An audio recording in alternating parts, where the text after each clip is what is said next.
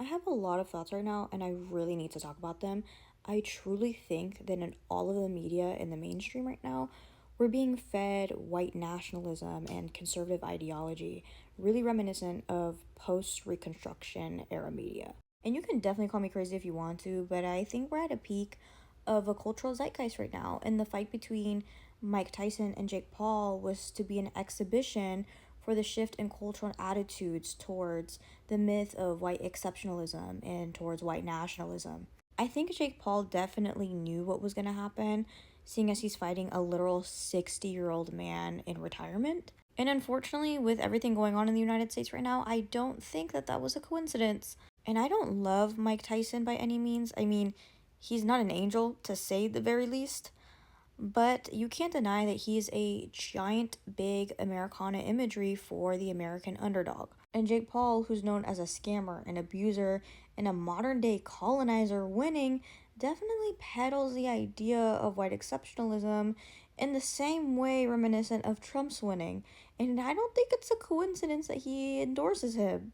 Jake Paul's speech at the end of his winning fight vocalized some sort of triumphant victory towards the oppressive attitudes of America right now. He pedestaled police officers and those who believed in the age of truth, since the truth is coming and for those who are awakening. It's a weird virtue signaling that MAGA has been peddling since the start of this whole thing. And it seems like Jake Paul and all the sponsors behind him organized this entire event that seemed to be a guaranteed win to be able to further peddle this ideology and conservative attitudes that have already vastly shifted in these last couple weeks. I've even seen some people make the connection that picking Mike Tyson specifically because of his imagery, that beating him, beating the stereotypical African American brute, is similar to humiliation of a minstrel show, and its defeat of Mike Tyson is something that white America needed at the moment. This all seems really crazy,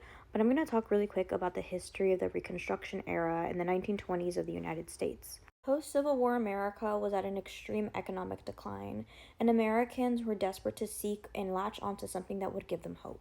And because at the root of the Civil War was the issue of slavery, a silent film was released called Birth of a Nation. Birth of a Nation was a direct response to the Civil War, except it didn't condemn racism.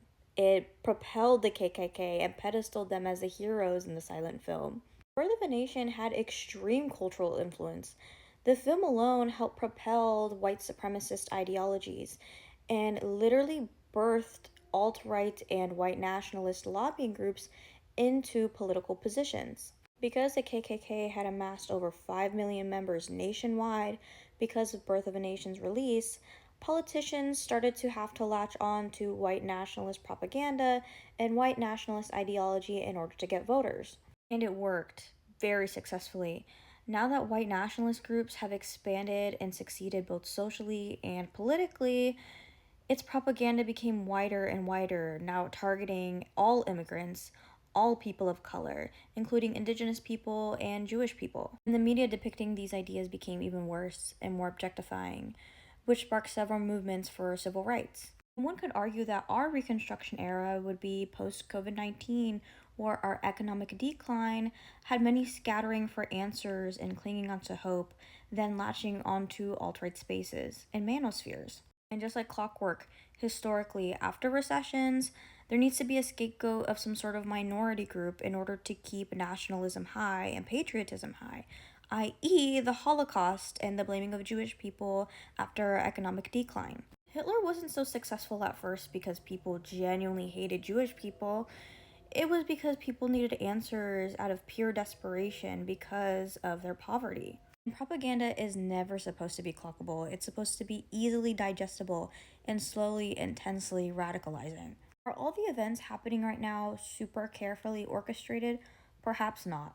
But I do think they're going to be giant contributing factors to white nationalist attitudes in the future, like it has been historically in the past. And although these events are not being organized with the same people, they're still being put forward because of the same attitudes and same ideas that they all share together. It's collective white triumph that they're trying to exemplify and trying to overly exhibit as a showmanship of their power over us. It's a showmanship for lack of empathy And where before prejudice seemed to be cancelable or shameful, is now pedestaled as a gateway to success. So here are my media predictions for 2025 post Biden presidency. I think we're going to see a new rise of the satanic panic at an absolute high. I think reminiscent of the 1980s post Reagan era, satanic panic is going to be a big driving force in the media that we watch, and it's going to be a really big aggressive factor in how we police our media. I think we're also going to have a big resurgence of Christian rock, church sounding music, and country music, even if the artist themselves is not religious.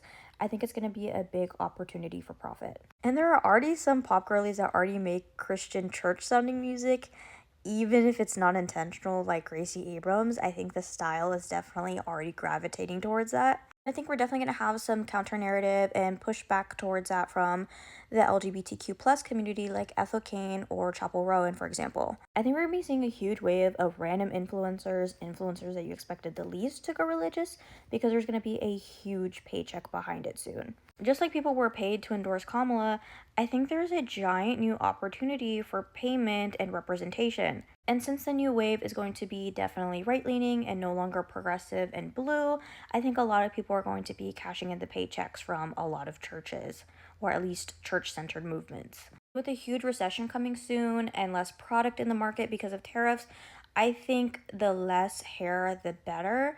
I think blowouts are going to go completely out of style. We're going to really cling on to slick back buns and really weirdly go into braided things, I think. I think a lot of Pinterest boards are going to be seeing braided hair or more conservative style hair techniques. And even though on the fashion clock we're really predicted to shift more towards the 2010s, I think we're really going to start showing more Reagan era style outfits again and have a weird shift towards posh culture. New Americana brands are probably going to make a big resurgence as well. Imagine polo imagery or Tommy Hilfiger ads, except I think a lot of people will be biting it and try to make it a little bit more affordable. I think in terms of media, we're going to see a huge resurgence of reality TV. And I think organizing the fight with Jake Paul through Netflix was no coincidence. It being the biggest media event of the past however many years definitely is going to give some confidence for overproduction and streaming services, but especially Netflix. And I don't have to state the obvious, but I think a lot of racism and prejudice will be in a huge rise in the United States. So I would recommend you not to audition for any reality TV in the next couple of years, because they will definitely use you as a pawn in this whole social climate. And we've seen this trend already start applying to reality TV, where shows like Love is Blind previously never mentioned their contestants' political affiliations. It seems like the past two seasons have been heavily reliant on what they think of themselves politically and their partners' affiliations. A huge dynamic for the past two seasons for Love is Blind are people's political differences, which doesn't seem like was mentioned in literally any of the other seasons as a big block in the road hiccup, or even mentioned at all, really. I also predict in animation there's definitely going to be a lot of monster or alien figures signifying an other population with some big grand story to tell, whether it be inherently negative or positive, because there is going to be a huge talk about racial biases in the media in these next coming couple months. And I definitely think that can be exemplified through movies like Luca or Elemental. I do predict, though, that these monster esque figures will probably have some inherent negative biases towards the end of its run. And a lot of propaganda introduces itself as satirical or comedic at first to be able to introduce you to the idea. So I'm very curious to see what kind of trends that will inhibit in our media as well. I also predict that modest wear will have a huge comeback, and we won't clock it at first because it'll be wintertime, but it'll have some weird, like, accessorizable element to it, I predict.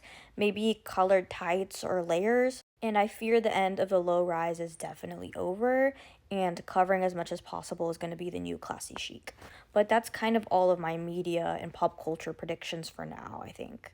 It's a super interesting conversation, though, and I do have many thoughts.